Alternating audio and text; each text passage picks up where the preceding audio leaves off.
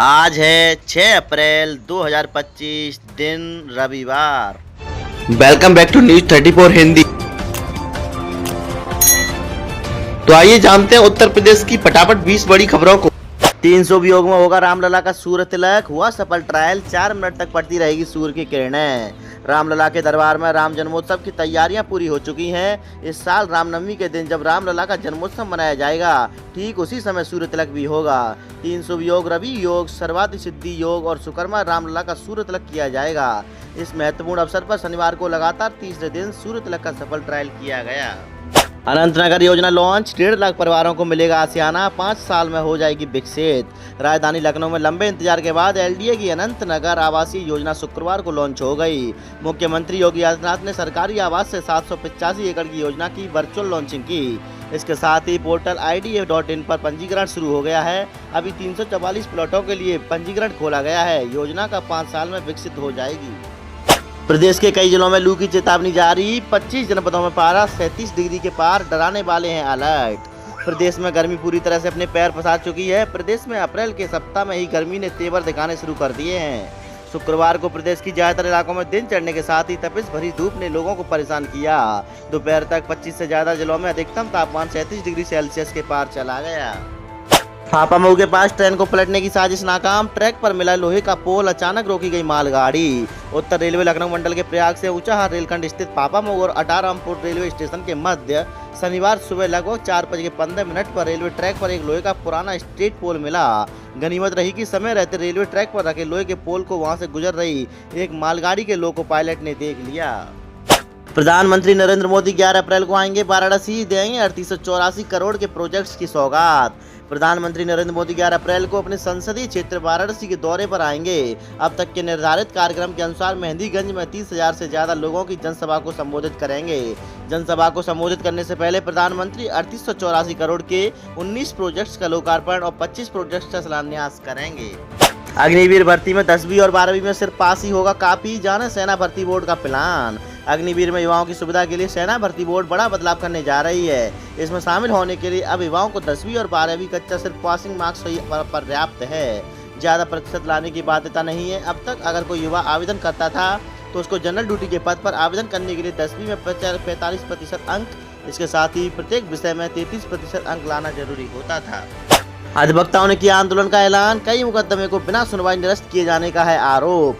एक बार फिर तहसील bar association Bairiya के अधिवक्ताओं ने सोमवार से आंदोलन का ऐलान कर दिया है। उप जिलाधिकारी की ओर से कई मुकदमों को बिना सुनवाई निरस्त किए जाने का आरोप लगाते हुए अधिवक्ताओं ने पहले बैठक की, फिर सर्वसम्मति से आंदोलन का ऐलान कर दिया है। राणा सांगा पर टिप्पणी के विरोध में राजपूत करणी सेना ने रामलीला मैदान में दिया धरना। सपा सांसद रामजी लाल सुमन की महाराणा सांगा पर टिप्पणी को लेकर विरोध थमने का नाम नहीं ले रहा।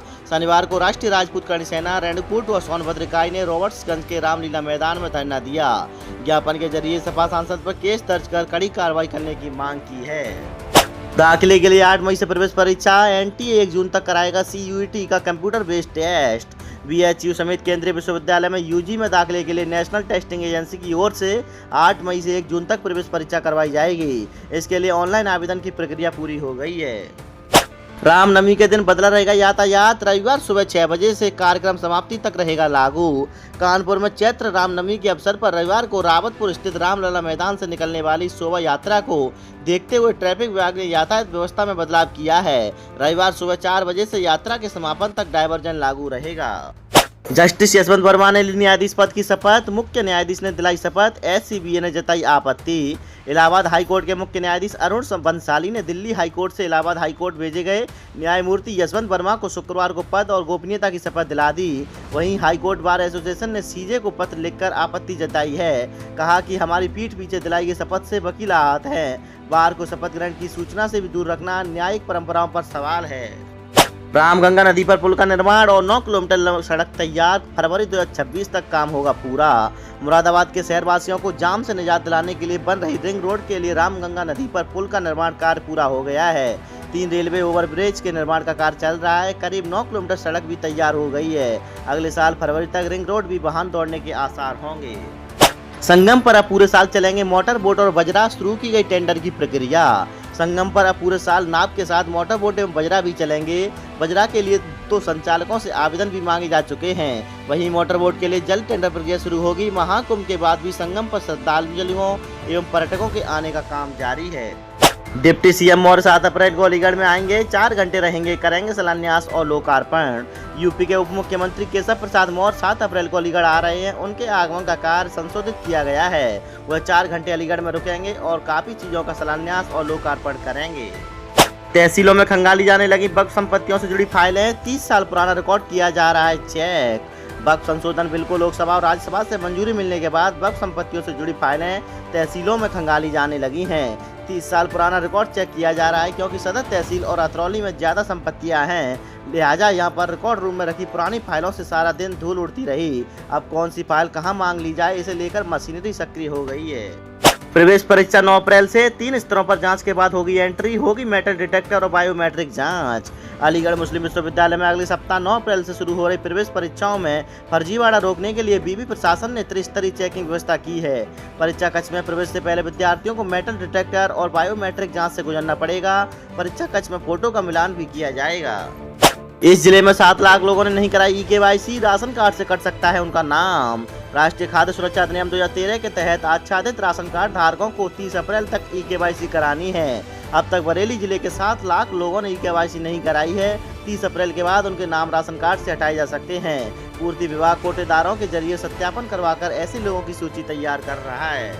चप्पे चप्पे पर होगी निगरानी। श्रद्धालुओं पर पुष्प वर्षा करेंगे इकबाल अंसारी। रामनवमी पर्व की पूर्व संध्या पर अयोध्या धाम रेलवे स्टेशन पर सुरक्षा व्यवस्था को लेकर विशेष तैयारियां की गई हैं।